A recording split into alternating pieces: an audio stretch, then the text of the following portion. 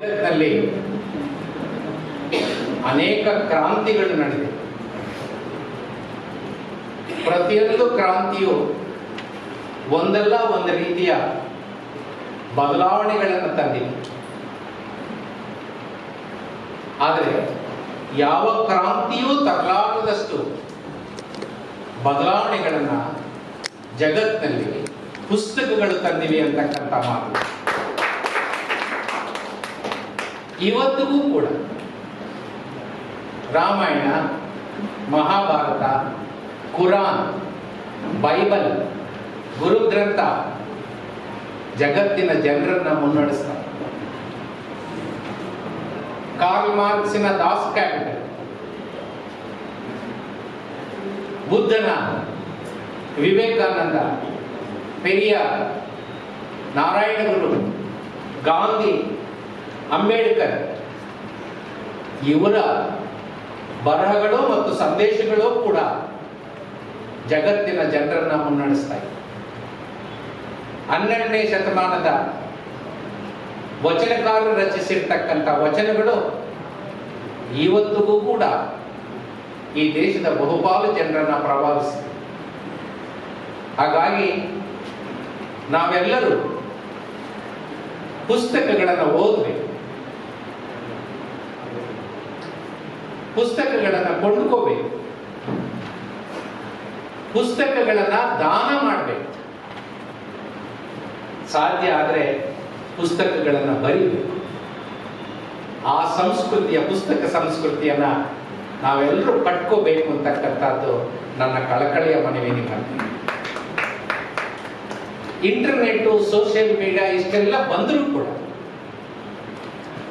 ಬೆಂಗಳೂರಿನಲ್ಲಿ ಸರಾಸರಿ ಒಂದು ದಿವಸಕ್ಕೆ 20 ರಿಂದ 25 ಪುಸ್ತಕ ಬಿಡುಗಡೆ ಕಾರ್ಯಕ್ರಮಗಳು ನಡೀತವೆ. ಇದು ನೀವು ಅರ್ಥ ಮಾಡಿಕೊಳ್ಳಿ.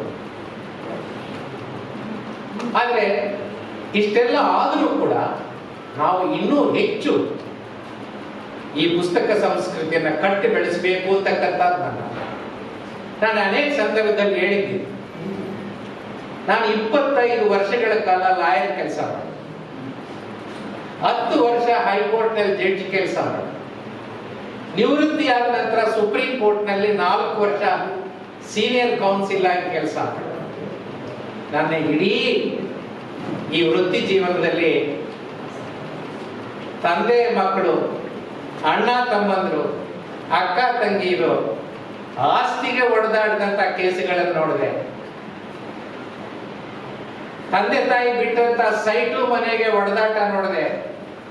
ಆ ಕೇಸುಗಳನ್ನು ನಡೆಸಿದೆ ನಾನು. ಷೇರುಗಳಿಗೆ ಒಡೆದಾಟ, ಬ್ಯಾಂಕ್ ಬ್ಯಾಲೆನ್ಸ್ಗೆ ಒಡೆದಾಟ, ತಂದೆ ತಾಯಿ ಬಿಟ್ಟು ಒಡವೆಗಳಿಗೆ ಒಡೆದಾಟ. ಆದರೆ ತಂದೆ ತಾಯಿ ಬಿಟ್ಟು ಪುಸ್ತಕಗಳಿಗೆ ಒಡೆದಾಟ ಮಾಡಿಕೊಂಡು ಕೋರ್ಟ್ ಬಂದೇ ಇಲ್ಲ. ಯಾರು ಅಂತ ಕೇಸ್ ನಾನು ನೋಡ್ಲೇ ಇಲ್ಲ. ಅಂತ ಒಂದು ದಿವಸ ಬರಬೇಕು ಅಂತಕ್ಕಂಥದ್ದು ನನ್ನ ಆಸೆ. ಹಾಗಾಗಿ ನಾವೆಲ್ಲರೂ ಆ ಪುಸ್ತಕಗಳ ಬಗ್ಗೆ ನಮ್ಮ ಪ್ರೀತಿಯನ್ನ ಬೆಳೆಸ್ಕೋಬೇಕು, ಆ ಪುಸ್ತಕ ಸಂಸ್ಕೃತಿಯನ್ನ ನಾವು ಬೆಳೆಸ್ಕೋಬೇಕು ಅಂತ ನಾನು ಈ ಸಂದರ್ಭದಲ್ಲಿ ಮನವಿ ಮಾಡ್ತೀನಿ. ನನ್ನ ದೂರು ಕೇಳಿ ಅಂತಕ್ಕಂಥ ಈ ಕೃತಿ ಜಸ್ಟಿಸ್ ಚಂದ್ರು ಅವರು ಬರೆದಿರ್ತಕ್ಕಂಥ ಮೂಲ, ಅದು ಇಂಗ್ಲಿಷ್ನಲ್ಲಿ. ಈ ಕೃತಿಯಲ್ಲಿ ಪ್ರಮುಖವಾಗಿ ಜಸ್ಟಿಸ್ ಚಂದ್ರು ಅವರು 20 ನ್ಯಾಯಾಂಗದ ತೀರ್ಪುಗಳನ್ನು ಪ್ರಸ್ತಾಪ ಮಾಡಿ ಆ ಪ್ರಕರಣಗಳಲ್ಲಿ ಇರ್ತಕ್ಕಂಥ ಫ್ಯಾಕ್ಟ್ಸ್ ಏನು, ಅಲ್ಲಿ ಎದುರಾದಂತಹ ಒಂದು ಇಶ್ಯೂ ಏನು, ವಿಷಯ ಏನು, ನ್ಯಾಯಾಲಯ ನೀಡಿದಂತಹ ಒಂದು ಪರಿಹಾರ ಏನು ಅಂತಕ್ಕಂಥದ್ದನ್ನ ಆ 20 ತೀರ್ಪುಗಳಲ್ಲಿ ಇರ್ತಕ್ಕಂಥ ಸಾರಾಂಶನ ಈ ಕೃತಿಯಲ್ಲ ಹೋಗ್ತದೆ. ಒಂದು 15 ನಿಮಿಷದಲ್ಲಿ ನಾನು 20 ತೀರ್ಪುಗಳ ಸಂಕ್ಷಿಪ್ತ ಮಾಹಿತಿಯನ್ನು ನಿಮಗೆ ನೀಡಬಲ್ಲೆ. ಆದರೆ ನಾನು ಅದನ್ನು ನೀಡಿದ್ರೆ ನೀವ್ಯಾರು ಪುಸ್ತಕ ಕೊಂಡ್ಕೊಳ್ಳೋದು ಇಷ್ಟೇನ ಈ ಪುಸ್ತಕ. ಹಾಗಾಗಿ ನಾನು ಏನಿದ್ರು ಇವತ್ತು ಪುಸ್ತಕ ಬಿಡುಗಡೆ ಮಾಡಿ ಸೇಲ್ಸ್ ಮ್ಯಾನ್ ಕೆಲಸ ಮಾಡಬೇಕು, ನೀವು ಪುಸ್ತಕ ಎಲ್ಲಿ ಕೊಂಡ್ಕೋಬೇಕು ಅಂತ. ಮಹತ್ತರವಾದಂಥ ತೀರ್ಪುಗಳು, ಮಹತ್ತರವಾದಂಥ ವಿಷಯಗಳು, ಮುಂದಿನ ಸಾಮಾಜಿಕ ಹೋರಾಟಕ್ಕೆ ದಾರಿ ಮಾಡಿಕೊಡ್ತಕ್ಕಂಥ, ಕಾನೂನಲ್ಲೇ ಬದಲಾವಣೆ ತರ್ತಕ್ಕಂಥ, ಹೊಸ ಕಾನೂನುಗಳನ್ನು ರಚನೆ ಮಾಡತಕ್ಕಂಥ, ಸ್ಫೂರ್ತಿ ಕೊಡ್ತಕ್ಕಂಥ, ಪ್ರೇರಣೆ ನೀಡ್ತಕ್ಕಂಥ ಅಂಶಗಳು ಈ ಕೃತಿಯಲ್ಲಿ ಅಡಗಿವೆ ಅಂತಕ್ಕಂಥ ಮಾತನ್ನು ಮಾತ್ರ ಹೇಳಿ ಅದಕ್ಕಿಂತ ನಾನು ಹೆಚ್ಚು ಮಾತಾಡಕ್ಕೆ ಹೋಗಲ್ಲ. ಇಲ್ಲ ಅಂತಂದ್ರೆ ನನಗೆ ಪ್ರಕಾಶಕರು ನೀವೇನು ಪುಸ್ತಕದ ಬಗ್ಗೆ ಬಿಡುಗಡೆ ಮಾಡಿ ಅಂತಂದ್ರೆ ಪುಸ್ತಕದಲ್ಲಿ ಇರೋದನ್ನ ಹೇಳ್ಬಿಟ್ಟು ನಮ್ಮ ಪುಸ್ತಕ ಯಾರು ಕೊಂಡ್ಕೊಳ್ದಂಗೆ ಮಾಡಿಬಿಟ್ರು ಅಂತ ಅವ್ರು ನನ್ನನ್ನು ಬೈಕೊಡ್ತಾರೆ. ಇಲ್ಲಿ ಅದು ಒಂದು. ಹಾಗಾಗಿ ನೀವೆಲ್ಲರೂ ಈ ಕೃತಿಯನ್ನ ಓದಬೇಕು, ಕೊಂಡ್ಕೋಬೇಕು, ಸ್ನೇಹಿತರಿಗೆ ಹಂಚಬೇಕು ಅಂತ ನಾನು ನಿಮ್ಮಲ್ಲಿ ಮನವಿ ಮಾಡ್ತೀನಿ. ಇದು ಇಂಗ್ಲಿಷ್ನಲ್ಲಿ ಇರ್ತಕ್ಕಂಥದ್ದನ್ನ ಕನ್ನಡಕ್ಕೆ ತಂದಿದೆ. ಕನ್ನಡಕ್ಕೆ ತರುವುದು ಅಂತಂದ್ರೆ ಯಾವುದೇ ಒಂದು ಭಾಷಾಂತರ ಅಂತಂದ್ರೆ ಅದು ಕಷ್ಟದ ಕೆಲಸ, ಅದು ಸುಲಭವಾದ. ನಿಮ್ಮದು ಉದಾಹರಣೆ ಕೊಡು. ಸುಮಾರು ಒಂದು ಈ 15 ವರ್ಷಗಳ ಹಿಂದೆ, 15-18 ವರ್ಷಗಳ ಹಿಂದೆ ನನ್ನ ಪರಿಚಯಸ್ಥರೊಬ್ಬರು ಯುಕ್ರೇನ್ಗೆ ಹೋಗಿದ್ರು ಕೆಲಸಕ್ಕೆ. ಇಂಡಿಯನ್ ಎಂಬಸಿನಲ್ಲಿ ಅವ್ರು ಕೆಲಸ ಮಾಡಿದ್ರು ಯುಕ್ರೇನ್. ಅಲ್ಲೇನೆ ಒಂದು ಹೆಂಗಸನ್ನ ಆತ ಮದುವೆ, ಯುಕ್ರೇನ್ ಮಹಿಳೆ. ಆ ನಂತರ ನನ್ನ ಸ್ನೇಹಿತ ಮತ್ತು ಅವ್ರ ಮಗ ಬೆಂಗಳೂರಿಗೆ ಬಂದ್ರು. ನಾವಿಬ್ರು ನಮ್ಮ ಮನೆಗೆ ಬಂದ್ರು, ನಾವೆಲ್ಲ ಮಾತಾಡ್ತಾ ಇದ್ವಿ. ಆ ಹುಡುಗ, ನಾನು, ನಮ್ಮ ಸ್ನೇಹಿತನ ಮಗ, ನಾನು ಟಿವಿ ಮುಂದೆ ಕೂತ್ಕೊಂಡು ಟಿವಿ ನೋಡ್ತಾ ಇದ್ವಿ. ಟಿವಿನಲ್ಲಿ ಏನ್ ಪ್ರಸಾರ ಆಗ್ತಿತ್ತು ಅಂತಂದ್ರೆ, ಈಶ್ವರನ ಲಿಂಗಕ್ಕೆ ಅಲಂಕಾರ ಮಾಡಿದ್ರು, ಅದನ್ನು ಒಂದೊಂದಾಗಿ ತೆಗಿತಿದ್ರು. ಆಮೇಲೆ ಅದಕ್ಕೆ ಅಭಿಷೇಕ ಮಾಡಿದ್ರು. ಎಲ್ಲ ರೀತಿಯ ಅಭಿಷೇಕ ಮಾಡಿ ಎಲ್ಲ ಕ್ಲೀನ್ ಮಾಡಿ ಮತ್ತೆ ಅದಕ್ಕೆ ಗಂಧ ಹಚ್ತಾ ಇತ್ತು. ನಾನು ಆ ಹುಡುಗನ್ ಕೇಳಿದೆ, ನೀನ್ ಇಷ್ಟೊತ್ತು ನೋಡ್ತಾ ಇದೆಯಲ್ಲ, ನಿನ್ಗೆ ಏನಾದ್ರೂ ಅರ್ಥ ಆಯ್ತಾ ಅಂತ ಹೇಳಿ. Yes uncle, I understand. What you have understand? They clean it and again they are dirting it.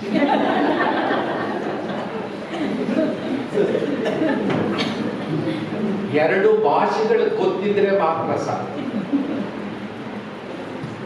ಎರಡು ಸಂಸ್ಕೃತಿಗಳು ಗೊತ್ತಿರಬೇಕು, ಎರಡು ನಾಗರಿಕತೆಗಳು ಗೊತ್ತಿರಬೇಕು,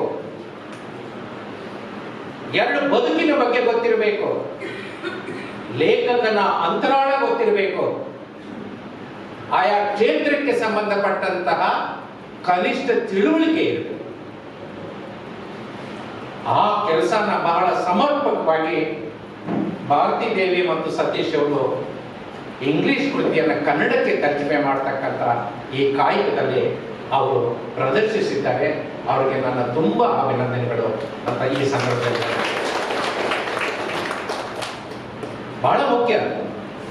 ಇಲ್ಲ ಅಂತಂದ್ರೆ they cleaned it, they dirted it ಅಂತ ಹಾಗಾಗಿ ಒಂದು ಜೀವ ತುಂಬಿದ್ದಾರೆ ಇಂಗ್ಲಿಷ್ ಇಂದ ಕನ್ನಡಕ್ಕೆ ತರ್ಜಮೆ ಮಾಡ್ತಕ್ಕಂಥ ಈ ಕೃತಿಯಲ್ಲಿ. ಹಾಗಾಗಿ ಆ ಇಬ್ಬರು ಭಾಷಾಂತರ ಮಾಡಿರ್ತಕ್ಕಂಥ ಭಾರತೀ ದೇವಿ ಮತ್ತು ಸತೀಶ್ ಅವರನ್ನ ನಾನು ಮತ್ತೊಮ್ಮೆ ತುಂಬ ಹೃದಯದಿಂದ ಅಭಿನಂದಿಸ್ತಾ ಇದ್ದೀನಿ. ಸ್ನೇಹಿತರೆ, ನಾನು ಅನೇಕ ಕಡೆ ಬರೆದಿದ್ದೀನಿ ಮತ್ತು ಹೇಳಿದ್ದೀನಿ ಕೂಡ. ಬಹಳ ಮುಖ್ಯವಾಗಿ ನಾವು ಗಮನಿಸಬೇಕಾಗಿರ್ತಕ್ಕಂಥದ್ದು, ಜಗತ್ತಿನ ಒಟ್ಟು ಜನಸಂಖ್ಯೆಯಲ್ಲಿ ಸರಿಸುಮಾರು ಅರ್ಧದಷ್ಟು ಮಹಿಳೆ. ಅದು ಎಲ್ಲ ಕಾಲದಲ್ಲೂ, ಎಲ್ಲ ದೇಶದಲ್ಲೂ, ಎಲ್ಲ ನಾಗರಿಕತೆಗಳಲ್ಲೂ, ಅದು ಇವತ್ತು. ಆದರೆ ಜಗತ್ತಿನ ಎಲ್ಲ ದೇಶಗಳಲ್ಲಿ, ಎಲ್ಲ ನಾಗರಿಕತೆಗಳಲ್ಲಿ ಅಂದಿನಿಂದ ಇಂದಿಯವರೆಗೂ ಕೂಡ ಮಹಿಳೆಯರನ್ನ ನಾವು ಎರಡನೇ ದರ್ಜೆಯ ಪ್ರಜೆಗಳನ್ನಾಗಿ ನಡೆಸ್ಕೊಳ್ತೀವಿ. ಇದಕ್ಕೆ ಕಾರಣ ಏನು ಅಂತ ನಾವು ಹುಡುಕಿದಾಗ ನನ್ನ ಅಭಿಪ್ರಾಯದಲ್ಲಿ ಪ್ರಮುಖವಾಗಿ ಒಂದು ರಾಜಕೀಯ ಕಾರಣ. ರಾಜಕೀಯ ಕಾರಣ ಅಂತಂದ್ರೆ, ನಮ್ಮ ವಿಮಲಾ, ನಾವು, ಸುರೇಂದ್ರ, ನಾವೆಲ್ಲ ನಮ್ಮ ಅಭಿಯಾನ ಮಾಡಿದಂತ ಸಂದರ್ಭದಲ್ಲಿ ನಾವೆಲ್ಲ ಕಡೆ ಹೇಳ್ತೀವಿ, ರಾಜಕೀಯ ಅಧಿಕಾರ ಅಂದ್ರೆ ಏನು? ಕಾನೂನುಗಳನ್ನ ಮಾಡ್ತಕ್ಕಂಥ ಅಧಿಕಾರ. ಕಾನೂನುಗಳನ್ನ ಜಾರಿ ಮಾಡತಕ್ಕಂಥ ಅಧಿಕಾರ, ಕಾನೂನುಗಳನ್ನ ಉಲ್ಲಂಘನೆ ಮಾಡಿದ್ರೆ ಶಿಕ್ಷೆ ವಿಧಿಸ್ತಕ್ಕಂಥ ಅಧಿಕಾರ. ಈ ಮೂರು ಅಧಿಕಾರಗಳು ಒಟ್ಟಿಗೆ ಸೇರಿದ್ರೆ ಅದನ್ನ ನಾವು ರಾಜಕೀಯ ಅಧಿಕಾರ ಅಂತ. ಈ ರಾಜಕೀಯ ಅಧಿಕಾರ ನಾಗರಿಕತೆಯ ಪ್ರಾರಂಭದಿಂದ ಇಲ್ಲಿಯವರೆಗೂ ಕೂಡ ಪುರುಷರ ಕೈಯಲ್ಲೇ ಕೇಂದ್ರೀಕೃತಾಯಿತು. ಮಹಿಳೆಯರನ್ನ ಈ ಪ್ರಕ್ರಿಯೆಯಲ್ಲಿ ತೊಡಗಿಸಲಿ. ಹಾಗಾಗಿ ಮಹಿಳೆಯರಿಗೆ ರಾಜಕೀಯವಾದಂತ ಶಕ್ತಿ ನೀಡದೇ ಇರತಕ್ಕಂಥದ್ದೇ ಬಹುದೊಡ್ಡ ಕಾರಣ ಅಂತ ನನ್ನ ಅಭಿಪ್ರಾಯ. ಪೊಲಿಟಿಕಲ್ ಡಿಸೆಂಪವರ್ಮೆಂಟ್. ಎರಡನೇ ಕಾರಣ ನನ್ನ ಅಭಿಪ್ರಾಯದಲ್ಲಿ ಎಕನಾಮಿಕ್ ಡಿಸೆಂಪವರ್ಮೆಂಟ್, ಆರ್ಥಿಕ ನಿರ್ಬಳೀಕರಣ. ವಿಶ್ವಸಂಸ್ಥೆಯ ಕೆಲವು ಅಧ್ಯಯನಗಳ ಪ್ರಕಾರ ಜಗತ್ತಿನ ಒಟ್ಟು ಶ್ರಮಶಕ್ತಿಯಲ್ಲಿ ಪುರುಷರ ಕೊಡುಗೆ 3ರಲ್ಲಿ 1 ಭಾಗ, ಮಹಿಳೆಯರ ಕೊಡುಗೆ 3ರಲ್ಲಿ 2 ಭಾಗ. ಈ ಶ್ರಮಶಕ್ತಿಯಿಂದಲೇ ಜಗತ್ತಿನಲ್ಲಿ ಸಂಪತ್ತು ಉತ್ಪಾದನೆ ಆಗುತ್ತೆ. ಆದರೆ ಈ ಸಂಪತ್ತು ಯಾರ ಕೈಯಲ್ಲಿದೆ ಅಂತ ನಾವು ನೋಡಿದಾಗ 100ಕ್ಕೆ 90% ಸಂಪತ್ತು ಪುರುಷರ ಕೈಯಲ್ಲಿದೆ. ಕೇವಲ 10%ಗಿಂತ ಕಡಿಮೆ ಮಹಿಳೆಯರ ಕೈಯಲ್ಲಿ. ಹೀಗಾಗಿ ರಾಜಕೀಯವಾಗಿ ನಿರ್ಬಳೀಕರಣ, ಆರ್ಥಿಕವಾಗಿ ನಿರ್ಬಳೀಕರಣ. ಅವರು ಕೆಲಸ ಮಾಡಿದ್ರು ಕೂಡ ಸಂಪತ್ತು ಅವ್ರ ಕೈಯಲ್ಲಿ. ನಾನು ಅನೇಕ ಕಡೆ ಹಳ್ಳಿಗಳಿಗೆ ಹೋದಾಗ ನಾನು ಕೇಳ್ತಾ ಇದ್ದೀನಿ, ಏನಮ್ಮ ಏನ್ ಮಾಡ್ತೀಯ? ಏನಿಲ್ಲ ಅಣ್ಣ, ಮನೆಯಲ್ಲಿ ಕಸ ಗುಡಿಸಲ್ವಾ, ಪಾತ್ರೆ ತೊಳೆಯಲ್ವಾ, ಅಡಿಗೆ ಮಾಡಲ್ವಾ, ಬಟ್ಟೆ ತೊಳೆಯಲ್ವಾ, ವೃದ್ಧರನ್ನು ನೋಡ್ಕೊಳ್ಳಲ್ವಾ, ಮಕ್ಕಳನ್ನು ನೋಡ್ಕೊಳ್ಳಲ್ವಾ, ಬಂದ ಅತಿಥಿಗಳನ್ನು ನೋಡ್ಕೊಳ್ಳಲ್ವಾ? ಇವು ಕೆಲಸನೇ ಅಲ್ಲ ರೀ. ಯಾಕೆಂದ್ರೆ ಅದು ಪೇಮೆಂಟ್ ಇಲ್ಲ. ಹಾಗಾಗಿ ಅವರು ಸಂಪತ್ತು ಉತ್ಪಾದನೆಗೆ ಕಾರಣರಾಗತಕ್ಕಂಥ ಶ್ರಮಶಕ್ತಿಯನ್ನು ನೀಡಿದ್ರು ಕೂಡ ಅವರು ಆರ್ಥಿಕವಾಗಿ ಸಬಲರಾಗಲಿಲ್ಲ. ನಿರ್ಬಲೀಕರಣ, economic disempowerment is the second reason. ಮೂರನೇದು ನನ್ನ ಅಭಿಪ್ರಾಯದಲ್ಲಿ ಇದಕ್ಕೆ ಕಾರಣ ಏನು ಅಂತಂದ್ರೆ ಧಾರ್ಮಿಕ ಫರ್ಮಾನ್ಗಳು.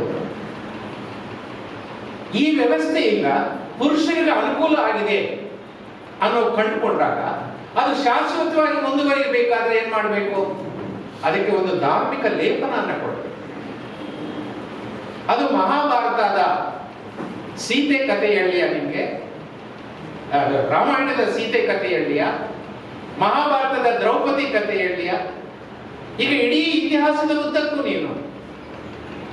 ನಾನು ಬಹಳ ವರ್ಷಗಳ ಹಿಂದೆ ಲಾರ್ಡ್ ಡೆನಿಂಗ್ ಅಂತ ಒಬ್ಬ ಇಂಗ್ಲೆಂಡಿನ ದೊಡ್ಡ ಜಡ್ಜ್, ಒಬ್ಬ ಲೆಜೆಂಡರಿ ಜಡ್ಜ್, ಅವರು ಡ್ಯೂ ಪ್ರೋಸೆಸ್ ಆಫ್ ಲಾ ಅಂತಕ್ಕಂಥ ಒಂದು ಪುಸ್ತಕದಲ್ಲಿ ಮಹಿಳೆಯರ ಬಗ್ಗೆ ಒಂದು ಚಾಪ್ಟರ್ ಬರೀತಾರೆ. ಆ ಚಾಪ್ಟರ್ ನಲ್ಲಿ ಕ್ರೈಸ್ತ ಧರ್ಮದಲ್ಲಿ ಮದುವೆ ಆದ್ರೆ ಹೆಣ್ಣು ಗಂಡು ಒಂದಾಗ್ತಾರೆ. Man and women become one. Who is that one? It is not she, it is he. ಹೀಗೆ ಎಲ್ಲ ಧರ್ಮಗಳಲ್ಲೂ ಕೂಡ ನಾವು ಈ ಪರಿಸ್ಥಿತಿಯನ್ನು, ಅದು ಹಿಂದೂ ಧರ್ಮ ಆಗಲಿ, ಇಸ್ಲಾಂ ಧರ್ಮ ಆಗಲಿ, ಕ್ರೈಸ್ತ ಧರ್ಮ ಆಗಲಿ, ಸಿಖ್ ಧರ್ಮ ಆಗಲಿ, ಬೌದ್ಧ ಧರ್ಮ ಆಗಲಿ, ಎಲ್ಲ ಧರ್ಮಗಳಲ್ಲೂ ನಾವು ಇದನ್ನು ಕಾಣ್ತೀವಿ. Degree may vary from one religion to another religion, but the fact remains that in all religions the firmans issued by the religious preception is another reason. ನಾಲ್ಕನೇದಾಗಿ ಸಾಮಾಜಿಕ ಕಾರಣ. ಈ ಸಾಮಾಜಿಕ ಕಾರಣ ಅಂತಂದ್ರೆ ನಾವು ಬಾಲ್ಯದಿಂದಲೇ ಆ ಮಕ್ಕಳಲ್ಲಿ ಇದನ್ನು ಕಟ್ಟು ಬೆಳೆಸ್ತೀವಿ. ಇತ್ತೀಚೆಗೆ ಸ್ವಲ್ಪ ಕಡಿಮೆ ಆಗಿದೆ. ನಾನೆಲ್ಲ ಬೆಂಗಳೂರಿಗೆ ಓದೋದಕ್ಕೆ ಬಂದಾಗ ಟೆಂಪೋಗಳ ಹಿಂದೆಗಡೆ ಎಲ್ಲ ಕಡೆ ಬರೆದಿದ್ರು, ಎಡೆ ಎತ್ತಿದ ಹಾವನ್ನಾದ್ರೂ ನಗು ಹೆಂಗಸರ್ ನಂಬೇಡ.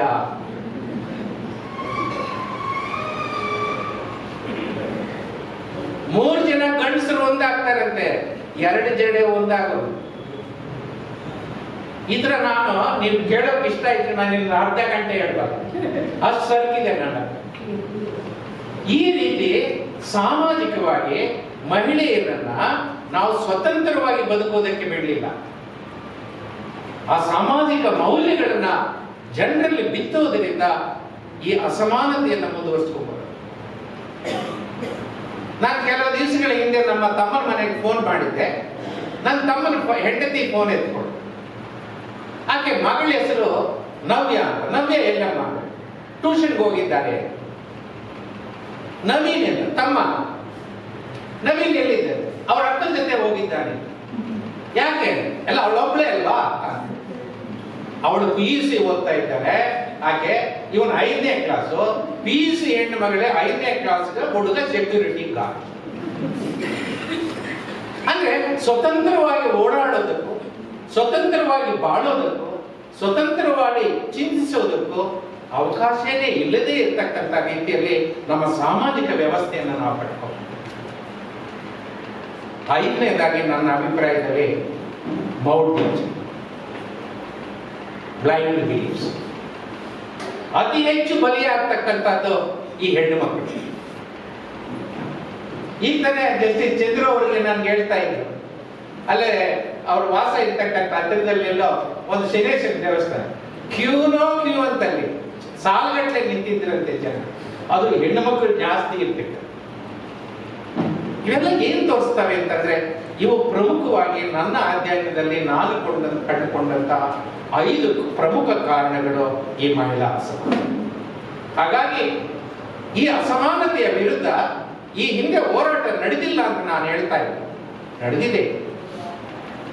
ಆ ಹೋರಾಟಗಳಿಂದ ಏನು ಪ್ರಯೋಜನ ಆಗಿಲ್ಲ ಅಂತ ನಾನು ಹೇಳ್ತಾ ಇಲ್ಲ, ಒಂದಷ್ಟು ಪ್ರಯೋಜನ ಆಗಿದೆ. ಆ ಹೋರಾಟಗಳಿಂದ ಒಂದಷ್ಟು ಪ್ರಯೋಜನ ಆಗಿದೆ. ಪ್ರಾರಂಭದಲ್ಲಿಂದಲೂ ಈ ಅಸಮಾನತೆ, ಈ ಶೋಷಣೆಯ ವಿರುದ್ಧ ಧ್ವನಿ ಎತ್ತುತ್ತಾನೆ ಬಂದಿದೆ. ಅದು ಇವತ್ತು ಮುಂದುವರಿಯುತ್ತಾ ಇದೆ. ಅದರ ಪರಿಣಾಮವಾಗಿ ಇವತ್ತು ಅನೇಕ ವಿಚಾರಗಳನ್ನ ನಮ್ಮ ಸಂವಿಧಾನದಲ್ಲಿ ನಾವು ನೋಡ್ತೀವಿ. ಅನೇಕ ವಿಚಾರಗಳು, ಮಹಿಳಾ ಪರವಾದಂತಹ ಅನುಚ್ಛೇದಗಳನ್ನ ನಾವು ನಮ್ಮ ಸಂವಿಧಾನದಲ್ಲಿ ನಾವು ನೋಡ್ತೀವಿ. ಸಂವಿಧಾನ ಜಾರಿಗೆ ಬಂದ ನಂತರ ಈ 73 ವರ್ಷಗಳಲ್ಲಿ ಮಹಿಳಾ ಸಮಾನತೆಗಾಗಿ ಒಂದಷ್ಟು ಸಾಧನೆಗಳನ್ನು ಮಾಡಿದ್ದೀವಿ ಅಂತಕ್ಕಂಥ ಹೆಮ್ಮೆ ನಮಗಿರಬೇಕು. ಏನೂ ಆಗಿಲ್ಲ ಅಂತಕ್ಕಂಥ ವಾದನ ನಾನು ಆ ಎಲ್ಲ ವಿವರಗಳಿಗೆ ಹೋಗೋದಿಲ್ಲ. ಕೇವಲ 2-3 ಮಿನಿಟ್ನಲ್ಲಿ ನಿಮ್ಗೆ ಹೇಳೋದು ಅಂದ್ರೆ, ಒಬ್ಬ ಮಹಿಳೆ ರಾಷ್ಟ್ರಪತಿ ಆಗ್ಬಿಟ್ರೆ ಇಡೀ ದೇಶದ ಮಹಿಳೆಯರೆಲ್ಲ ವಿಮೋಚನೆ ಆಗ್ಬಿಟ್ರ ಅಂತಕ್ಕಂಥ ವಾದ ನಂದಲ್ಲ. ಮಹಿಳೆಯರೇ ಆಗಕೂಡದು, ಅವರು ಅರ್ಹರಲ್ಲ, ಅವರು ಎಲಿಜಿಬಲ್ ಅಲ್ಲ ಅಂತಕ್ಕಂಥ ಒಂದು ಸಾಮಾಜಿಕ ವ್ಯವಸ್ಥೆಯಲ್ಲಿ ಇವತ್ತು ನಾವೆಲ್ಲರೂ ಒಪ್ಪಿದ್ದೀವಿ ಮಹಿಳೆ ಆಗಬಹುದು. ಅದು ಕೇವಲ ಮಹಿಳೆ ಅಂತದ್ದಲ್ಲ, ಒಬ್ಬ ಬುಡಕಟ್ಟು ಮಹಿಳೆಯೂ ಆಗ್ಬೋದು ಅಂತಕ್ಕಂಥದ್ದನ್ನ ನಾವು ಇವತ್ತು ತೋರಿಸ್ಬೋದು. ಅದು ಎಷ್ಟು ಮಾತ್ರ ಸರಿ ಬೇಡ ಅಂತಕ್ಕಂಥ ವಿಚಾರಕ್ಕೆ ನಾನು ಹೋಗೋದಿಲ್ಲ. ಒಬ್ಬ ಮಹಿಳಾ ಪ್ರಧಾನಿ ಆಗೋಗ್ಬಿಟ್ರೆ ದೇಶ ಅಭಿವೃದ್ಧಿ ಆಗ್ಬಿಡ್ತಾ, ಮಹಿಳೆಯರ ಅಭಿವೃದ್ಧಿ ಅಲ್ಲ, ಅದೆಲ್ಲ ಪ್ರಶ್ನೆ. ಆದ್ರೆ ಒಂದು ಹಂತಕ್ಕೆ ನಾವು ಇವತ್ತು ಶಾಸಕಾಂಗ, ಕಾರ್ಯಾಂಗ, ನ್ಯಾಯಾಂಗದಲ್ಲಿ ಅತಿ ಹೆಚ್ಚಾಗಿ ಇವತ್ತು ಮಹಿಳೆಯರು ಪ್ರವೇಶ ಮಾಡಿದ್ದಾರೆ. ಶಿಕ್ಷಣದಲ್ಲಿ, ವಿಜ್ಞಾನದಲ್ಲಿ, ಎಲ್ಲ ಕ್ಷೇತ್ರಗಳು. Tell me one area where women have not entered in India. ಪ್ರತಿಯೊಂದು ಕ್ಷೇತ್ರಕ್ಕೂ ಮಹಿಳೆಯರು ಪ್ರವೇಶ ಮಾಡಿದ್ದಾರೆ, ತಮ್ಮದೇ ಆದಂತ ಕೊಡುಗೆಯನ್ನು ಕೊಟ್ಟಿದ್ದಾರೆ, ತಮ್ಮ ಜೀವನವನ್ನು ಉತ್ತಮಗೊಳಿಸಿಕೊಂಡಿದ್ದಾರೆ ಮತ್ತು ಆಯಾ ಕ್ಷೇತ್ರವನ್ನು ಶ್ರೀಮಂತಗೊಳಿಸಿದ್ದಾರೆ. ಪುರುಷರಿಗೆ ಸಮಾನರು ನಾವು. We are capable of competing with men in all fields, in all sectors ಅಂತಕ್ಕಂಥದ್ದನ್ನ ಇವತ್ತು ನಮ್ಮ ದೇಶದ ಮಹಿಳೆಯರು ತೋರಿಸ್ಕೊಟ್ಟಿದ್ದಾರೆ, ಜಗತ್ತಿನ ಮಹಿಳೆಯರು ತೋರಿಸ್ಕೊಟ್ಟಿದ್ದಾರೆ. ಇದನ್ನು ನಾವು ಅರ್ಥ ಮಾಡಿ. ಇಷ್ಟೆಲ್ಲ ಆದರೂ ಕೂಡ ನಮ್ಮ ಮುಂದೆ ಹಳೆ ಸಮಸ್ಯೆಗಳು ಒಂದಷ್ಟು ಮುಂದುವರಿತಾ ಇವೆ, ಹೊಸ ಸಮಸ್ಯೆಗಳು ನಮಗೆ ಸೇರ್ಪಡೆ ಆಗಿವೆ. ಆ ಎಲ್ಲ ವಿವರಗಳಿಗೆ ನಾನು ಹೋಗೋದಿಲ್ಲ. ಬಹಳ ಹಿಂದೆನೆ ಮಹಿಳಾ ಅಸಮಾನತೆ ಅಂತಕ್ಕಂಥ ಒಂದು ಕೃತಿಯಲ್ಲಿ ಹಳೆ ಸಮಸ್ಯೆಗಳು ಯಾವುವು, ಹೊಸ ಸಮಸ್ಯೆಗಳು ಯಾವುವು ಅಂತ ನಾನು ಒಂದು ವಿವರವನ್ನೇ ಮಾಡಿ 1-2 ಚಾಪ್ಟರ್ ಮಾಡಿ ಬರ್ತಿದ್ದೆ. ಈ ಸಮಸ್ಯೆಗಳು ಪರಿಹಾರ ಆಗಬೇಕು, ಈ ಸವಾಲುಗಳನ್ನು ನಾವು ಹಿಮ್ಮೆಟ್ಟಿಸಬೇಕು. ಅದಕ್ಕೆ ಹೋರಾಟಗಳು ನಿರಂತರವಾಗಿ ನಡೆಯಬೇಕು. ಜನರ ಸಮಸ್ಯೆಗಳಿಗೆ ಮದ್ದು ಜನಪರ ಹೋರಾಟಗಳೇ ಅಂತ ನಾನು ನಂಬಿರ್ತಕ್ಕಂಥ. ಹಾಗಾಗಿ ನಿರಂತರವಾಗಿ ಈ ಹೋರಾಟಗಳು ಎಲ್ಲ ಕ್ಷೇತ್ರಗಳಲ್ಲೂ ನಡೆಯಬೇಕು. ಪ್ರಜಾಪ್ರಭುತ್ವ ಚಳುವಳಿಯ ನಾವು ಕಟ್ಟಬೇಕಾಗಿದೆ, ಜನಪರ ಚಳುವಳಿಗಳನ್ನ ನಾವು ಕಟ್ಟಬೇಕಾಗಿದೆ. ಕಟ್ಟಬೇಕಾಗಿದೆ, ಸಾಹಿತ್ಯ ಚಳವಳಿಯನ್ನು ನಾವು ಕಟ್ಟಬೇಕಾಗಿದೆ, ಸಾಂಸ್ಕೃತಿಕ ಚಳವಳಿಯನ್ನು ನಾವು ಕಟ್ಟಬೇಕಾಗಿದೆ. ನ್ಯಾಯಾಲಯದ ಒಳಗಡೆ ಕೂಡ ನಾವು ಹೋರಾಟನ ಪ್ರಾರಂಭ ಮಾಡಬೇಕು. ಆ ನ್ಯಾಯಾಲಯದ ಹೋರಾಟಗಳ ಪರಿಣಾಮವಾಗಿಯೇ ಈ ಕೃತಿ ಇವತ್ತು ಹೊರಗೆ ಬಂದಿರ್ತಾರೆ. ಅಂದ್ರೆ ವಿಮಲ ಅವರು ಹೇಳಿದಂಗೆ ಎಲ್ಲ ಸಮಸ್ಯೆಗಳು, ಮಹಿಳಾ ಸಮಸ್ಯೆಗಳಿಗೆ ನಾವು ನ್ಯಾಯಾಲಯದ ಕದ ತಟ್ಟೋದು ಸರಿನಾದ್ರೆ ಅಲ್ಲ. ಆದ್ರೆ ಅದು ಬಿಟ್ಬಿಡೋದ ಇಲ್ಲ. ಹಾಗಾಗಿ ಮಹಿಳಾ ಸಮಸ್ಯೆಗಳಿಗೆ ನ್ಯಾಯಾಂಗದ ಒಂದು ವೇದಿಕೆಯನ್ನು ಕೂಡ ನಾವೊಂದು ಕೆಟಲಿಸ್ಟ್ ಆಗಿ ಬಳಸಿಕೊಳ್ಳೋದಕ್ಕೆ ಸಾಧ್ಯ ಆಗಬೇಕು. ಆ ಹೋರಾಟ ನ್ಯಾಯಾಂಗದ ಒಳಗಡೆ ಕೂಡ ಆ ಹೋರಾಟ ಹೆಚ್ಚು ಮಾಡೋದಕ್ಕೆ, ನ್ಯಾಯಾಂಗದ ಹೊರಗಡೆ ಆ ಹೋರಾಟವನ್ನು ಹೆಚ್ಚು ಮಾಡೋದಕ್ಕೆ ನಾವು ಈ ನ್ಯಾಯಾಂಗದ ವೇದಿಕೆಯನ್ನ ಒಂದು ಕೆಟಲಿಸ್ಟ್ ಆಗಿ ಬಳಸ್ಕೊಳ್ಬೇಕು. ಹಾಗಾಗಿ ಅನೇಕ ತೀರ್ಪುಗಳನ್ನ ನಿಮ್ಗೆ ನಾನು ಒಂದು ಪುಸ್ತಕದಲ್ಲೇ ಬರೆದಿದ್ದೀನಿ. ಏನು ಅಂತಂದ್ರೆ, ಭಾರತದ ನ್ಯಾಯಾಂಗ ಈ ಕಳೆದ 75 ವರ್ಷಗಳಲ್ಲಿ ನಮ್ಮದೇ ಆದಂತ ನ್ಯಾಯಶಾಸ್ತ್ರವನ್ನು ನಾವು ಕಟ್ಟಿ ಬೆಳೆಸಿದ್ದೀವಿ. ಭಾರತದ ನ್ಯಾಯಾಂಗ ತನ್ನದೇ ಆದಂತ ನ್ಯಾಯಶಾಸ್ತ್ರ. ಹಾಗಿದ್ರೆ ನಮ್ಮ ನ್ಯಾಯಶಾಸ್ತ್ರ ಎಂತದ್ದು ಅನ್ನೋ ಪ್ರಶ್ನೆ ಬಂದಾಗ, ನಮ್ಮ ನ್ಯಾಯಾಂಗ, ಭಾರತದ ನ್ಯಾಯಾಂಗ ಲ್ಯಾಂಡ್ ಲಾರ್ಡ್ ಅಂಡ್ ಟಿನೆಂಟ್ ಅಂತ ಬಂದಾಗ ಟಿನೆಂಟ್ ಪರವಾಗಿ ತೀರ್ಪುಗಳು ಕೊಟ್ಟಿರ್ತಾರೆ.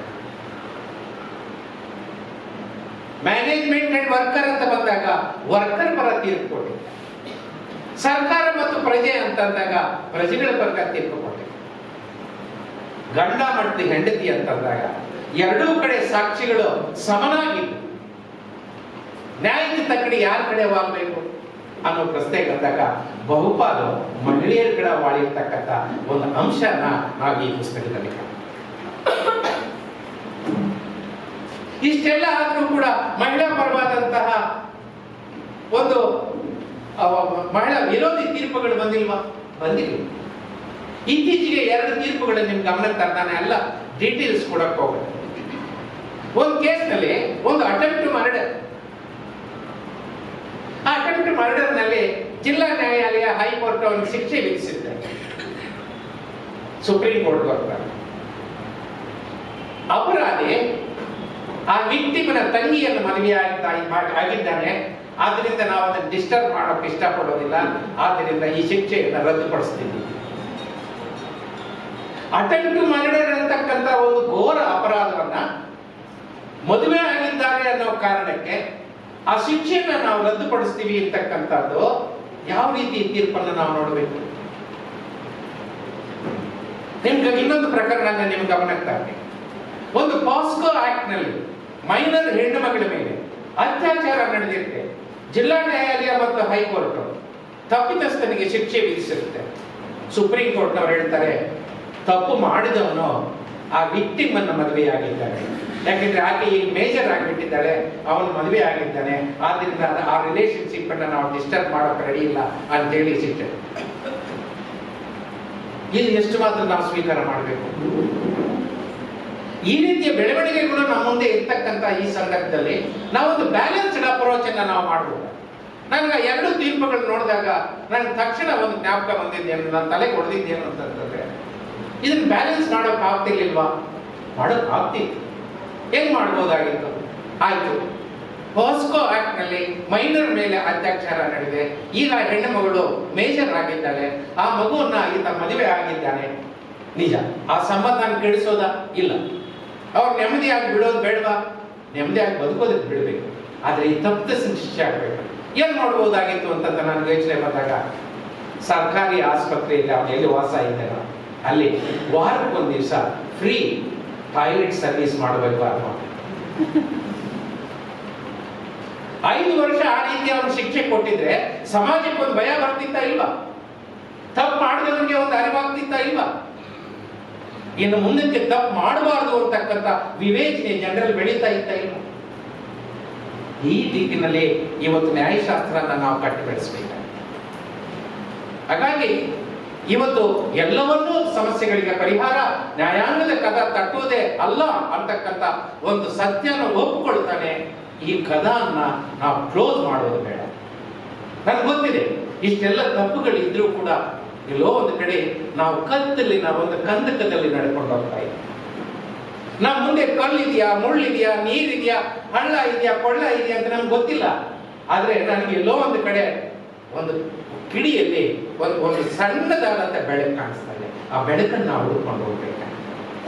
ಹಾಗಾಗಿ ಈ ದಾರಿಯಲ್ಲಿ ಸ್ವಲ್ಪ ಕಠಿಣವಾದ್ರು, ಕಷ್ಟ ಆದ್ರೂ, ತೊಂದರೆ ಆದ್ರೂ ನಾವು ಆ ಬೆಳಕನ್ನು ಹುಡ್ಕೊಂಡು ಹೋಗುವ ಅವಶ್ಯಕತೆ ಇದೆ ಅಂತಕ್ಕಂಥದ್ದನ್ನ ಈ ಸಂದರ್ಭದಲ್ಲಿ ನಾನು ನಮ್ಮ ನ್ಯಾಯಶಾಸ್ತ್ರವನ್ನು ಕೂಡ ನಾವು ಬಹಳ ದೊಡ್ಡ ಪ್ರಮಾಣದಲ್ಲಿ ಅಭಿವೃದ್ಧಿ ಪಡಿಸಬೇಕಾಗಿರ್ತಕ್ಕಂಥ ಅವಶ್ಯಕತೆ ಇದೆ.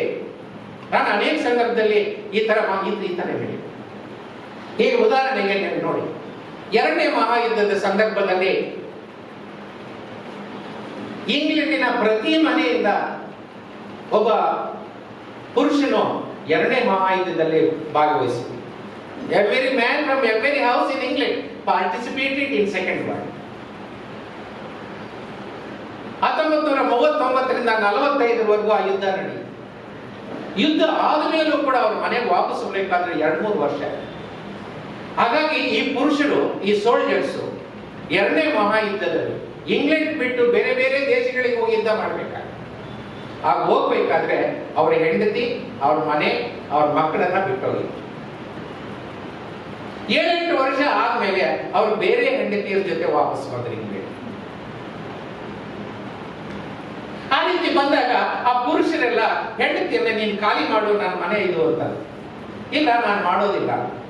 ಆ ಪುರುಷರು ಕೋರ್ಟ್ಗೆ ಹೋಗಿ ಇದು ನನ್ನ ಮನೆ, ನನ್ನ ಹೆಸರಿನಲ್ಲಿ ಖಾತೆ ಇದೆ, ಕಂದಾಯ ಇದೆ, ರಿಜಿಸ್ಟರ್ಡ್ ಸೇಲ್ ಡೀಡ್ ಇದೆ, ಆದ್ರಿಂದ ನನ್ನ ಹೆಂಡತಿಯನ್ನು ಖಾಲಿ ಮಾಡಿಸಿ ಅಂತ.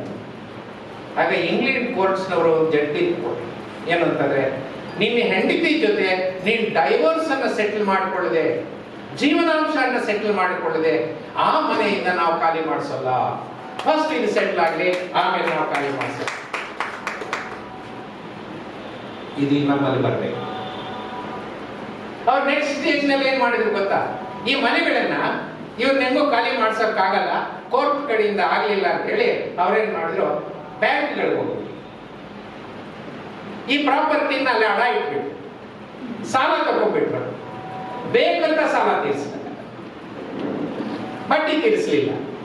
ಸಾಲ ಬಡ್ಡಿ ಜಾಸ್ತಿ ಆಯ್ತು, ಬ್ಯಾಂಕ್ನವರು ಪ್ರಾಪರ್ಟಿನ ಹರಾಜಿಟ್ರು. ಆಗ ಆ ಮನೆಯಲ್ಲಿರ್ತಕ್ಕಂಥ ಆ ಹೆಂಡತಿ ಮಕ್ಕಳು ಅವ್ರ ಕೋರ್ಟ್ ನಮ್ಗೆ ರಕ್ಷಣೆ ಕೊಡಿ. ಆಗ ಕೋರ್ಟ್ನವ್ರು ಏನ್ ತೀರ್ಪು ಕೊಟ್ಟರು ಅಂತಂದ್ರೆ, you have stepped into the shoe of your husband. ಯಾಕೆ ಬ್ಯಾಂಕಿಗೆ ಹೇಳಿದ್ದು? The bank has stepped into the shoe of husband. ಹಾಗಾಗಿ ಆ ಹಸ್ಬೆಂಡ್ ತನ್ನ ಹೆಂಡತಿ ಮಕ್ಕಳಿಗೆ ಏನ್ ಕರ್ತವ್ಯನ, ಜವಾಬ್ದಾರಿಯನ್ನ ನಿರ್ವಹಿಸಬೇಕಾಗಿತ್ತೋ ಅದು ಆಗುವವರೆಗೂ ಕೂಡ ಬ್ಯಾಂಕ್ನವರು ಈ ಕೇಸಿನಲ್ಲಿ ಗೆಲ್ಲೋದಕ್ಕೆ ಸಾಧ್ಯ ಇಲ್ಲ ಅಂತ ಹೇಳಿ ಎಲ್ಲ ವಜಾ ಮಾಡಿ. ನೋಡಿ, ಈ ನ್ಯಾಯಶಾಸ್ತ್ರ ನಿಮ್ಗೊಂದು ಎಕ್ಸಾಂಪಲ್ ಹೇಳಿದ್ದು. ಇಂಥದ್ದು ಅನೇಕವಿವೆ. ಈ ನ್ಯಾಯಶಾಸ್ತ್ರವನ್ನು ನಾವು ಕಟ್ಟಿಬೆಳೆಸಬೇಕು. ಭಾರತದ ನ್ಯಾಯಾಂಗದಲ್ಲಿ ಇಂತಹ ಒಂದು ಪ್ರಬುದ್ಧತೆಯನ್ನು ತೋರಿಸ್ತಕ್ಕಂಥ ನ್ಯಾಯಶಾಸ್ತ್ರನ ನಾವು ಕಟ್ಟಿ ಬೆಳೆಸೋದಕ್ಕೆ ಸಾಧ್ಯ ಇದೆ. ಆ ಕೆಲಸಕ್ಕೆ ಇವತ್ತು ಪ್ರಜಾಪ್ರಭುತ್ವ ಧ್ವನಿ ಗಟ್ಟಿಗೊಳ್ಳಬೇಕು. ನಿಮಗೆ ಇನ್ನೊಂದು ಎಕ್ಸಾಂಪಲ್. ಹೆಂಡತಿನೂ ಕೆಲಸದಲ್ಲಿದ್ದು, ಗಂಡನೂ ಕೆಲಸದಲ್ಲಿದ್ದ, ಇಬ್ಬರೂ ಸಂಪಾದನೆ ಮಾಡ್ತಿದ್ರು. ಒಂದು 10 ವರ್ಷ ಆದ ನಂತರ ಭಿನ್ನಾಭಿಪ್ರಾಯ ಬಂತು. ಕೋರ್ಟ್ನಲ್ಲಿ ಡೈವರ್ಸ್ ಬಂದಾಗ ಗಂಡ ಹೇಳ್ದ, ನಾನು ಜೀವನಾಂಶ ಕೊಡ್ತೀನಿ. ಅಲ್ಲ, ನಾನು ಜೀವನಾಂಶನೂ ಕೊಡಬೇಕಾಗಿಲ್ಲ, ಯಾಕೆಂದ್ರೆ ಆಕೆ ಎಂಪ್ಲಾಯಿ, ಕೆಲಸದಲ್ಲಿದ್ದಾರೆ. She is capable of earning to maintain herself. ಹಾಗಾಗಿ ನಾನು ಜೀವನಾಂಶನ ಕೊಡ್ಬೇಕು. ಆಕೆ ಕೇಳಿದ್ದು, ನೀ ಜೀವನಾಂಶ ಕೊಡ್ಬೇಕಾಗಿಲ್ಲ, ಆದ್ರೆ ಮದುವೆ ಆದ್ಮೇಲೆ ಸಂಪಾದನೆ ಮಾಡಿರ್ತಕ್ಕಂಥ ಆಸ್ತಿಯಲ್ಲಿ ನನಗೆ ಪಾಲು ಕೊಡು. ಇಲ್ಲ, ನನ್ನ ಸಂಬಳದಲ್ಲಿ ನಾನು ಹೂಡಿಕೆ ಮಾಡಿ ನಾನು ಕೊಂಡ್ಕೊಂಡಿರೋದು ನಿನಗೆ ಕೊಡೋಕ್ಕಾಗಲ್ಲ. ಆಗ ಕೋರ್ಟ್ನವ್ರು ಹೇಳಿದ್ರು, ಒಂದು ವೇಳೆ ಹೆಂಡತಿ ಸಂಬಳನ ಮನೆ ಬಾಡಿಗೆಗೆ, ಆಹಾರಕ್ಕೆ, ಬಟ್ಟೆಗೆ, ರಿಕ್ರಿಯೇಷನ್ಗೆ, ಹೆಲ್ತ್ಗೆ, ಇಂಥದ್ದಕ್ಕೆಲ್ಲಾನು ಹೆಂಡತಿ ಸಂಬಳ ಖರ್ಚಾಗಿದೆ. ಹಾಗಾಗಿ ಗಂಡನ ಸಂಬಳ ಉಳಿದಿದೆ. ಆ ಉಳಿಕೆ ಸಂಬಳದಲ್ಲಿ ನೀನು ಮನೆ ಕೊಂಡ್ಕೊಂಡಿರೋದು. ಒಂದು ವೇಳೆ ಗಂಡನ ಸಂಬಳನ ಇದಕ್ಕೆಲ್ಲ ಖರ್ಚು ಮಾಡಿದ್ರೆ ಯಾರ ಸಂಬಳ ಉಳಿತಿತ್ತು? ಹೆಂಡತಿ ಸಂಬಳ ಉಳಿತಿತ್ತು. ಆಗ ಹೆಂಡತಿ ಹೆಸರಿಗೆ ಮನೆ ಬಂದ್ರೆ ಹಾಗೆ ನಿನಗಿಲ್ಲ ಅಂತ ಹೇಳಕ್ಕಾಗ್ತದೆ? ನೀನು ಹೋಗ್ತೀಯ? ಇಲ್ಲ. ಹಾಗಾಗಿ ಮದುವೆ ಆದ್ಮೇಲೆ ಆಕೆ ಕೊಡುಗೆಯನ್ನು ಇದೆ, ಈಕೆ ಇವನ ಕೊಡುಗೆಯನ್ನು ಇದೆ. ಹಾಗಾಗಿ ನಿಮ್ ಇಬ್ಬರಿಗೂ ಸಮಪಾಲ ಹಂಚಬೇಕು ಅಂತಕ್ಕಂಥದ್ದು. The property acquired after marriage, ಆ ಪ್ರಾಪರ್ಟಿನಲ್ಲಿ ಹೆಂಡತಿಗೂ ಪಾಲಿದೆ, ಗಂಡನಿಗೂ ಪಾಲಿದೆ ಅಂತಕ್ಕಂಥ ನ್ಯಾಯಶಾಸ್ತ್ರನ ಪೆಟ್ಟಿ ಬಿಡಿಸಿ. ಇನ್ನೊಂದು ಕೇಸ್ ಬಂತು. ಆ ಕೇಸ್ನಲ್ಲಿ ಗಂಡ ಮಾತ್ರ ಸಂಪಾದನೆ ಮಾಡ್ತಾ ಇರ್ತಾನೆ, ಹೆಂಡತಿ ಸಂಪಾದನೆ ಮಾಡ್ತಾನೆ. ಇದೇ ಇಶ್ಯೂ ಬಂತು, ಡೈವರ್ಸು. ಆಗ ಇದೇ ಪ್ರಶ್ನೆ ಬಂತು. ಆಗ ಇಂಗ್ಲಿಷ್ ಕೋರ್ಟ್ನವ್ರು ಏನ್ ಮಾಡ್ತಾರೆ? A married women does 101 job in day to day life. ಬಟ್ಟೆ ಒಗೆಯೋದಕ್ಕೆ ನೀನು ಒಂದು ದಿವಸಕ್ಕೆ ಎಷ್ಟು ಕೊಡಬೇಕು, ಕಸ ಗುಡಿಸೋದಕ್ಕೆ ಎಷ್ಟು ಕೊಡಬೇಕು, ಪಾತ್ರೆ ತೊಳೆಯೋದಕ್ಕೆ ಎಷ್ಟು ಕೊಡಬೇಕು, ಅಡಿಗೆ ಮಾಡೋದಕ್ಕೆ, ಈ ಒಂದೊಂದಕ್ಕೂ ನೀನು ಇಷ್ಟಿಷ್ಟು ಅಂತ ಕೊಡ್ತಾ ಹೋದ್ರೆ ಆಗ ಒಂದು ದಿವಸಕ್ಕೆ ಆಕೆ ವರಮಾನ ಎಷ್ಟು? ಕನಿಷ್ಠ 500 ರೂಪಾಯಿ ಕೊಡ್ಬೇಕಾ? ಕನಿಷ್ಠ 500 ರೂಪಾಯಿ ಅಂತಂದ್ರೆ ತಿಂಗಳಿಗೆ ಎಷ್ಟಾಯ್ತು, ವರ್ಷಕ್ಕೆ ಎಷ್ಟಾಯ್ತು, 10 ವರ್ಷಕ್ಕೆ ಎಷ್ಟಾಯ್ತು? ಅಷ್ಟು ಕಾಂಟ್ರಿಬ್ಯೂಷನ್ ಆಕೆಯಿಂದ ಬಂದಿದೆಯಲ್ಲ. ಹಾಗಾಗಿ ಈಕ್ವಲ್ ಡಿಸ್ಟ್ರಿಬ್ಯೂಷನ್ ಇಲ್ಲದೆ ಇದ್ರು ಈಕ್ವಿಟಬಲ್ ಡಿಸ್ಟ್ರಿಬ್ಯೂಷನ್ ಕೊಡಬೇಕು ಅಂತಕ್ಕಂಥ ತೀರ್ಮಾನ. ಇದು ನಮ್ಮಲ್ಲಿ ಇನ್ನೂ ಬರಲಿಲ್ಲ. ಈಗ ಮೋಟಾರ್ ವೆಹಿಕಲ್ಸ್ ಆಕ್ಟ್ ನಲ್ಲಿ ಇಂತಹದ್ದೇ ಒಂದು ಸಮಸ್ಯೆ. ನಾನು ಗುಲ್ಬರ್ಗಾ ಸರ್ಕ್ಯೂಟ್ ಬೆಂಚ್ ನಲ್ಲಿ ಕೆಲಸ ಮಾಡ್ತಾ ಇದ್ದಾಗ ನಾನು ಮುಂದೆ ಬಂದೆ. ಹಾಗೆ ಆ ಕೇಸ್ ನಲ್ಲಿ ಏನು ಅಂತಂದ್ರೆ, ಒಂದು ಆಕ್ಸಿಡೆಂಟ್ ನಲ್ಲಿ ಹೆಂಡತಿ ಆದವರು ಸತ್ತೋಗಿರ್ತಾರೆ, ಗಂಡ ಮತ್ತು ಮಕ್ಕಳು ಕಾಂಪೆನ್ಸೇಷನ್ ಕೊಡಿ ಅಂತ ಕೇಳ್ತಾರೆ. ಜಿಲ್ಲಾ ನ್ಯಾಯಾಧೀಶರು ಹಾಗೆ 3 ಕಾಸು ವರಮಾನ ಇಲ್ಲ, ಕೆಲಸ ಇಲ್ಲ, ಕಾರ್ಯ ಇಲ್ಲ ಅಂತ ಹೇಳಿ 15,000 ಒಂದು ವರ್ಷಕ್ಕೆ ನೋಷನಲ್ ಇನ್ಕಮ್ ಅಂತ ತಕೊಂಡು ಅದರ ಬೇಸಿಸ್ ಮೇಲೆ ಕ್ಯಾಲ್ಕುಲೇಟ್ ಮಾಡಿ ಒಂದು 60-70,000 ಆಕೆ ಗಂಡ ಮತ್ತು ಮಕ್ಕಳು ಕೊಟ್ಬಿಟ್ಟು ಕಳಿಸ್ಬಿಟ್ಟು. ನಾನು ಇದೇ ಪ್ರಿನ್ಸಿಪಲ್ ನಲ್ಲಿ ಅಪ್ಲೈ ಮಾಡಿ ಆಗ ಇನ್ಶೂರೆನ್ಸ್ ಲಾ ಇದ್ರೆ, ಹೌದು ಸರ್ ಅದೆಲ್ಲ ನಿಜಾನೇ, ಅದು ಇಂಗ್ಲೆಂಡ್ ನಲ್ಲಿ ಬಂದು ಇಂಡಿಯಾದಲ್ಲ, ನಾನು ಇಂಡಿಯಾಗೂ ಅಪ್ಲೈ ಆಗುತ್ತೆ ಅಂತೇಳಿ ಅದನ್ನೆಲ್ಲ ಬರೆದು ನಾನು ಆಕೆಗೆ 7 ಲಕ್ಷ ಕೊಟ್ಟು ಕಳಿಸ್ತೇನೆ. 70,000. ಇವತ್ತು ಸುಪ್ರೀಂ ಕೋರ್ಟ್ ಅದನ್ನ ಒಪ್ಪಿದ್ದಾರೆ. ಇವತ್ತು ಇಡೀ ದೇಶದಲ್ಲಿ ಅದೊಂದು ಕಾನೂನು. The judgement of the supreme court has now become the law of the land. ಅದು ಅಲ್ಲಿ ಸಾಧ್ಯ ಆದರೆ ಕುಟುಂಬದ ಆಸ್ತಿಗೆ ನಾವು ಯಾಕೆ ಹಿಂಗೆ ತರಬಾರ್ದು? ಹೀಗೆ ನಾವು ಅನೇಕ ಕ್ಷೇತ್ರಗಳಲ್ಲಿ ಈ ಮಹಿಳಾ ಇರ್ತಕ್ಕಂಥ ಕಾನೂನುಗಳನ್ನ ಜಾರಿ, ಅನೇಕ ಸಂದರ್ಭಗಳಿಗೆ ಜಾರಿ ಆಗಲ್ಲ. ನೆನ್ನೆ ಅಲ್ಲ ಮೊನ್ನೆ ನನ್ನ ಹತ್ರ ಒಬ್ರು ಬಂದಿದ್ರು. ಆಕೆ ಗಂಡ ಬಿಟ್ಬಿಟ್ಟಿದ್ದಾರೆ, ಜೀವನಾಂಶಕ್ಕೆ ಕೇಸ್ ಆಗಿದೆ. ಇವತ್ತು ಹೈಕೋರ್ಟ್ ಮೆಟ್ಲೇರಿದ್ದಾರೆ. ಆ ಹೆಣ್ಣು ಮಗಳ ತಂದೆ ಈ ಹೈಕೋರ್ಟಿನ ಒಬ್ಬ ರಿಟೈರ್ಡ್ ಜಡ್ಜ್. ಅವರಿಲ್ಲ ಇವತ್ತು ಕೋರ್ಟ್ ಮುಂದೆ. ಆ ತೀರ್ಪು ಆ ಕೇಸ್ ಬಂದಾಗ ನೋಡ್ರಿ ಏನೋ ಸೆಟಲ್ ಮಾಡ್ರಿ, ಇದು ಕೇಸು ಸೆಟಲ್ ಮಾಡುವಂತ ಕೇಸು, ಇದು ಕೇಸ್ ತೀರ್ಮಾನ ಮಾಡೋಲ್ಲ ಅಂತ ಹೇಳಿ. Not interested in enforcing the law. ಕಾನೂನನ್ನ ಜಾರಿ ಮಾಡೋದಕ್ಕೆ ಯಾಕೆ ಹಿಂದೆ ಸರಿಬೇಕು? ಇಲ್ಲಿ ನನಗೆ ಹೇಳೋದು, ಇರ್ತಕ್ಕಂಥ ಕಾನೂನುಗಳು ಜಾರಿಯ. ಪಾರ್ಟಿಷನ್ ಸೂಟ್ ನಲ್ಲಿ ಏನಮ್ಮ ನಿನ್ಗೂ ಮದುವೆ ಆಗಿದೆ, ಮಕ್ಕಳಾಗಿದ್ದಾರೆ, ನಿನ್ ಗಂಡನ ಕಡೆ ನೀವು ಚೆನ್ನಾಗಿದ್ದೀರಾ, ನೀವು ಆರಾಮಾಗಿರಿ ಅಂತ ಹೇಳ್ತಾರೆ ಹೊರತು ನಿನ್ ಪಾಲ್ ನೀನ್ ತಗೊಂಡ್ಬೇಕು. ನಾನು ಅನೇಕ ಕಡೆ ಹೇಳ್ತಾ ಇರ್ತೀನಿ, ಹೆಂಡತಿ ಆದವಳು ಜೀವನಾಂಶ ಬೇಕು ಅಂತ ಗಂಡನ ಮೇಲೆ ಕೇಸ್ ಹಾಕಿದ್ರೆ ಗಂಡ ಅವ್ರ ಲಾಯರ್ ಇಟ್ಕೊಟ್ಟು ಹರೀಂದ್ರ ಅಂತ ಲಾಯರ್ನ, ಸಾರ್ ಅವಳ ಹೆಂಡತಿನೇ ಅಲ್ಲ ಅಂತೇಳಿ ಕೋರ್ಟ್ಗೆ. ಫಸ್ಟ್. ಎರಡನೇದು, ಅವಳು ನಾನು ಜೀವನಾಂಶ ಕೊಡಲ್ಲ, ನೀವು ಬೇಕಾದ್ರೆ ಹೀರಿಂಗು 1,000 ರೂಪಾಯಿ ತಗೊಳ್ಳಿ. This is our object. ಇದು ನಮ್ಮಲ್ಲಿ ಈ ಬದಲಾವಣೆಗಳು. ಹಾಗಾಗಿ ಮೊದಲನೇದಾಗಿ ನಾನು ಹೇಳ್ತಕ್ಕಂಥದ್ದು, ಕಾನೂನುಗಳನ್ನ, ಇರ್ತಕ್ಕಂಥ ಕಾನೂನುಗಳನ್ನ ಜಾರಿಗೊಳಿಸಬೇಕು. ಇರ್ತಕ್ಕಂಥ ಕಾನೂನುಗಳಲ್ಲಿ ಲೋಪದೋಷಗಳಿವೆ, ಅದನ್ನು ಸರಿಪಡಿಸಬೇಕು. ಕೆಲವು ಏರಿಯಾಗಳಿಗೆ ಹೊಸ ಕಾನೂನುಗಳು ಬೇಕಾಗುತ್ತೆ, ಅವನ್ನು ನಾವು ತರಬೇಕು. ಈ ದಿಕ್ಕಿನಲ್ಲಿ ಮಹಿಳಾ ಸಮಾನತೆಯನ್ನ ನಾವು ಸಾಧಿಸೋದಕ್ಕೆ ಕಾನೂನು ಮತ್ತು ನ್ಯಾಯಾಂಗದ ಹೋರಾಟವನ್ನು ಕೂಡ ಬಹಳ ಮುಖ್ಯ ಇವತ್ತಿನ ಸನ್ನಿವೇಶದಲ್ಲಿ ಅಂತ ನಾನು ಭಾವಿಸ್ತೇನೆ. ಆ ದಿಕ್ಕಿನಲ್ಲಿ ನಾವು ಚಿಂತನೆ ಮಾಡಬೇಕಾಗಿದೆ, ಜನಾಭಿಪ್ರಾಯನ ಮೂಡಿಸಬೇಕಾಗಿದೆ. ಆ ದಿಕ್ಕಿನಲ್ಲಿ ಒಂದು ಪ್ರಜಾಪ್ರಭುತ್ವ ಚರ್ಚೆ ಆಗಬೇಕಾಗಿದೆ. ಆ ಚರ್ಚೆಯ ಮುಖಾಂತರ ನಾವು ಒಂದು ಡೆಮೋಕ್ರೆಟಿಕ್ ಸೋಷಿಯಲ್ ರಿಫಾರ್ಮ್ ತರುವಂತ ಒಂದು ಪ್ರಯತ್ನ ನಾವೆಲ್ಲರೂ ಮಾಡಬೇಕು. ಆ ಕೆಲಸದಲ್ಲಿ ಈ ಕೃತಿ ಬಹಳ ಉಪಯೋಗ ಆಗುತ್ತೆ ಅಂತ ಹೇಳ್ತಾ, ಇಂಥ ಕೃತಿಯನ್ನ ಈ ನಾಡಿಗೆ ಕೊಟ್ಟಂತ, ಈ ದೇಶಕ್ಕೆ ಕೊಟ್ಟಂತ ಜಸ್ಟಿಸ್ ಚಂದ್ರು ಅವರನ್ನು ಕನ್ನಡಕ್ಕೆ ತರ್ಜಮೆ ಮಾಡಿದಂತ ಸತೀಶ್ ಮತ್ತು ಭಾರತಿ ದೇವರನ್ನ ಅಭಿನಂದಿಸಿ ನಾನು ಮಾತನ್ನು ಮುಗಿಸ್ತಾ ಇದ್ದೀನಿ. ನಮಸ್ಕಾರ.